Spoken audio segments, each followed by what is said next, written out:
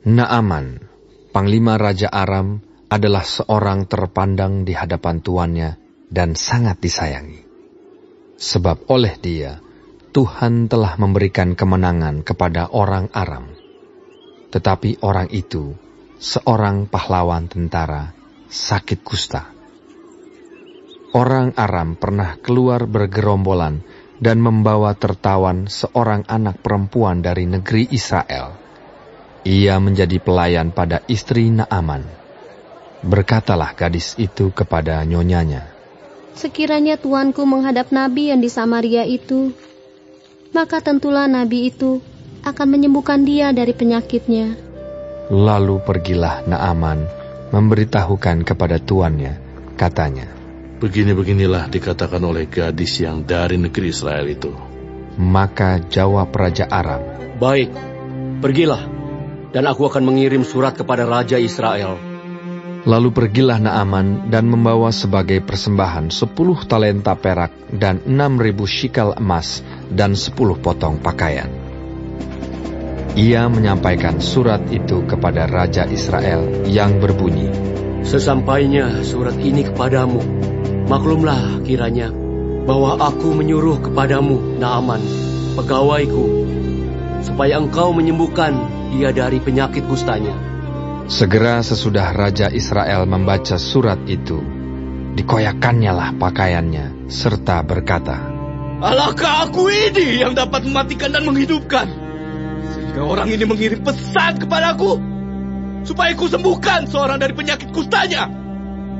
Tetapi sesungguhnya, perhatikanlah dan lihatlah, dia mencari gara-gara terhadap aku." Segera sesudah didengar Elisa, abdi Allah itu, bahwa Raja Israel mengoyakkan pakaiannya, dikirimnyalah pesan kepada Raja, bunyinya, "Mengapa engkau mengoyakkan pakaianmu? Biarlah ia datang kepadaku, supaya ia tahu bahwa ada seorang nabi di Israel." Kemudian datanglah Naaman dengan kudanya dan keretanya, lalu berhenti di depan pintu rumah Elisa. Elisa menyuruh seorang suruhan kepadanya, mengatakan, "Pergilah mandi 7 kali dalam sungai Yordan, maka tubuhmu akan pulih kembali, sehingga engkau menjadi tahir." Tetapi pergilah Naaman dengan gusar sambil berkata, "Aku sangka bahwa setidak-tidaknya ia datang keluar dan berdiri memanggil nama Tuhan Allahnya, lalu menggerak-gerakkan tangannya di atas tempat penyakit itu, dan dengan demikian menyembuhkan penyakit kustaku.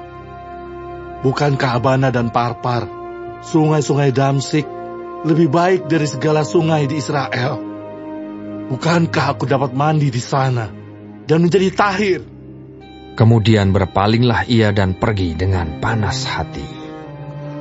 Tetapi pegawai-pegawainya datang mendekat serta berkata kepadanya, "Bapak, seandainya nabi itu menyuruh perkara yang sukar kepadamu, bukankah Bapak akan melakukannya? Apalagi sekarang, ia hanya berkata kepadamu, 'Mandilah, dan engkau akan menjadi tahir.'" Maka turunlah ia membenamkan dirinya 7 kali dalam sungai Yordan, sesuai dengan perkataan abdi Allah itu. Lalu pulihlah tubuhnya kembali seperti tubuh seorang anak dan ia menjadi tahir. Kemudian kembalilah ia dengan seluruh pasukannya kepada abdi Allah itu. Setelah sampai, tampillah ia ke depan Elisa dan berkata, "Sekarang aku tahu bahwa di seluruh bumi tidak ada Allah kecuali di Israel. Karena itu, terimalah kiranya suatu pemberian dari hamba-Mu ini."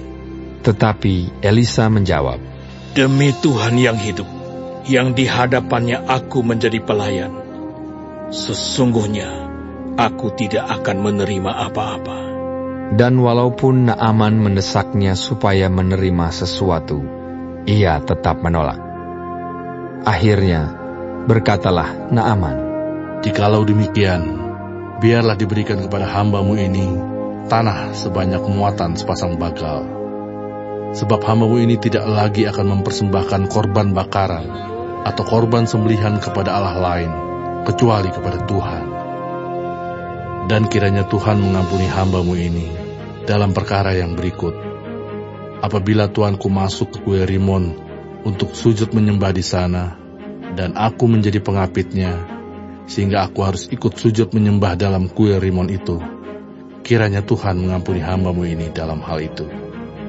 Maka berkatalah Elisa kepadanya, "Pergilah dengan selamat." Setelah Naaman berjalan tidak berapa jauh daripadanya, berpikirlah Gehazi, bujang Elisa, abdi Allah, "Sesungguhnya tuanku terlalu menyegani Naaman, orang Aram ini, dengan tidak menerima persembahan yang dibawanya. Demi Tuhan yang hidup, sesungguhnya aku akan berlari mengejar dia dan akan menerima sesuatu daripadanya." Lalu Gehazi mengejar Naaman dari belakang. Ketika Naaman melihat ada orang berlari-lari mengejarnya, turunlah ia dengan segera dari atas kereta untuk mendapatkan dia dan berkata, "Selamat." Jawabnya, "Selamat. Tuanku Elisa menyuruh aku mengatakan, baru saja datang kepadaku 2 orang muda dari pegunungan Efraim, dari antara rombongan Nabi. Baiklah, berikan kepada mereka setalenta perak dan 2 potong pakaian." Naaman berkata, "Silakan, ambillah 2 talenta." Naaman mendesak dia dan membungkus 2 talenta perak dalam 2 pundi-pundi dan 2 potong pakaian, lalu memberikannya kepada 2 bujangnya. Mereka ini mengangkut semuanya di depan Gehazi. Setelah mereka sampai ke bukit, disambutnyalah dari tangan mereka, disimpannya di rumah, dan disuruhnya kedua orang itu pergi, maka pergilah mereka.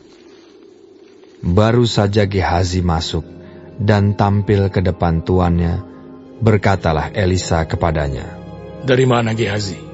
Jawabnya, "Hamba-Mu ini tidak pergi kemana-mana." tetapi kata Elisa kepadanya, "Bukankah hatiku ikut pergi ketika orang itu turun dari atas keretanya mendapatkan engkau?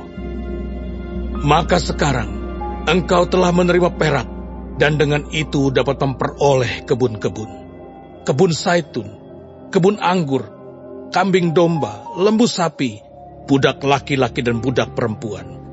Tetapi penyakit kusta Naaman akan melekat kepadamu dan kepada anak cucumu untuk selama-lamanya." Maka keluarlah Gehazi dari depannya dengan kena kusta, putih seperti salju.